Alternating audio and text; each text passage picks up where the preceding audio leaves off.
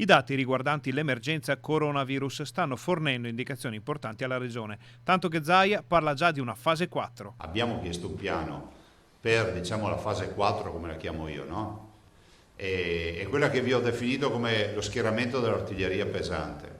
Le complicazioni saranno infatti legate alle malattie di stagione. Pensate che sarà una fase comunque complicata.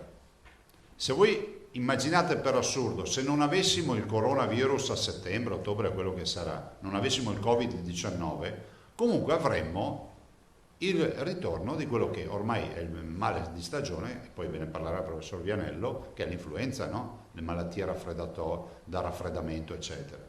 Voi mettetevi nella testa, per questo il piano dovrà essere scritto con molta attenzione, di tutti coloro che avranno 2 linee di febbre, avranno della tosse e io penso che 9 su 10 avranno il dubbio di avere il coronavirus.